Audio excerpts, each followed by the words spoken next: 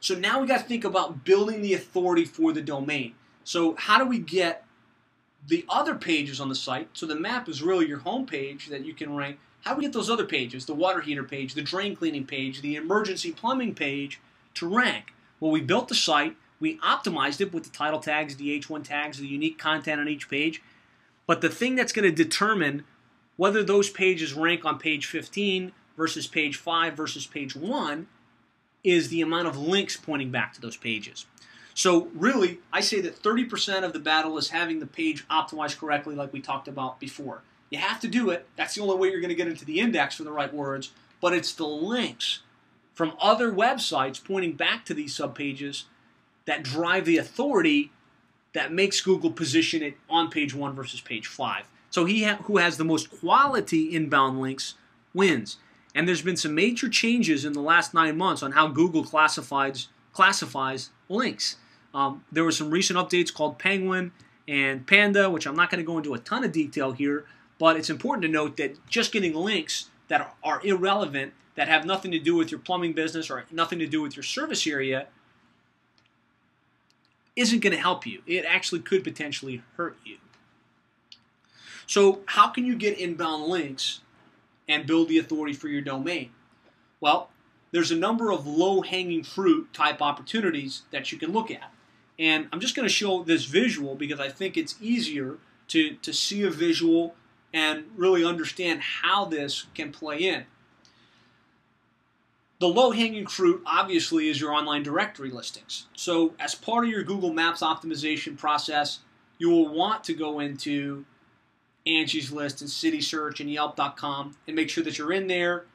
They all have the opportunity for you to add a link. So that's a good starting point. Make sure you've got your directories and you've got links from those. The next thing you want to look at is associations that you're involved in. So if you're a member of the PHCC, QSC, Nexstar, all of these other online organizations, well, they typically have websites where they list their members. Getting a link from their member section back to your website drives a good quality inbound links.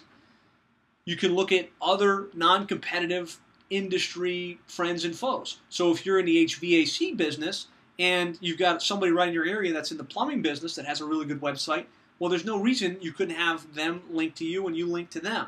That's a logical link. That there's nothing foul about that. You can also get links from other plumbing and HVAC companies that are non-competitive to you. You can look at your suppliers. So looking at, if you buy from Moen, American Standard, Rheem, Rudd, Trane, most of them will add a link to you from their website. Maybe not on the main site, but they have, they have dealer sections on the site where you can, in some cases, get listed. You can also look at your social media sites. So Facebook and Twitter and Google Plus and LinkedIn. I'm going to be talking about that here in a few minutes. But each one of those listings has the opportunity for you to put in your company's name, address, phone number, and a link back to your website. Those can drive quality links.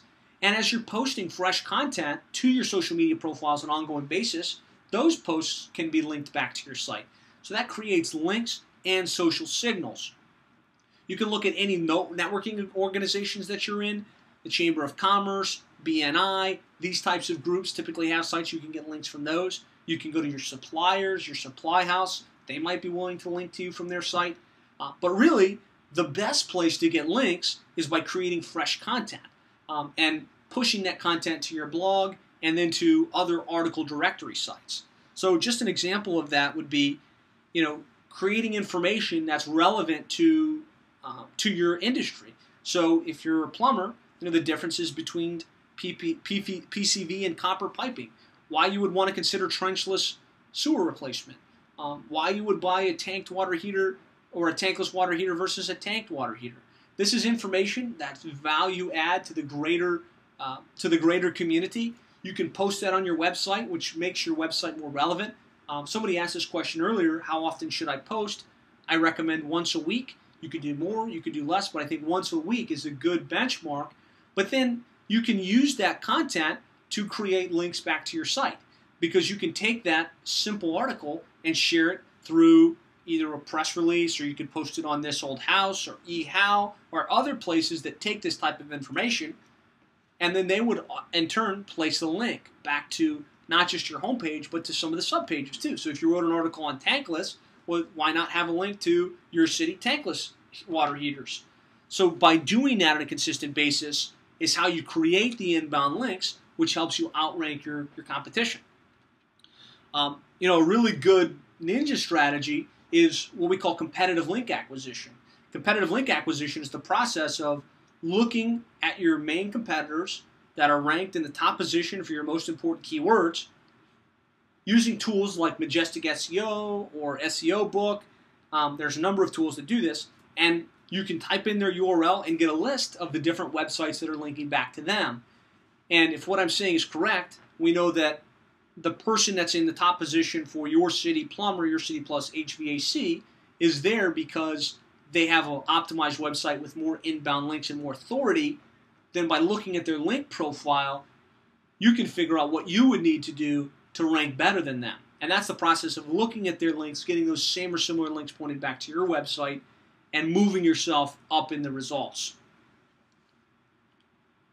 So just another example of this, a company we work with in the Las Vegas market, he was trying a lot of different things, a lot of pay-per-click programs, not ranking very well.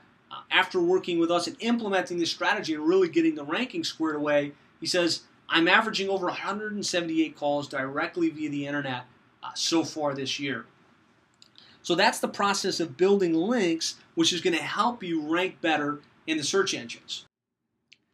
Well, I hope you enjoyed the video. I hope you're able to take some of these ideas, techniques, and strategies and implement them in your plumbing or HVAC company. If you'd like more tips, ideas, and strategies, I'd encourage you to go to plumberseo.net/free. There you can download our free guide that takes you step by step through some of the best ideas, techniques, and strategies that we've come up with for really most effectively marketing your plumbing business online. We take you through really everything from how to build out your website, the pages you should have on your website based on the most commonly searched plumbing keywords, how to optimize those pages so that they rank well in search, and then how to build inbound links and authority so you can rank at the top of the search engines in the organic and map listings.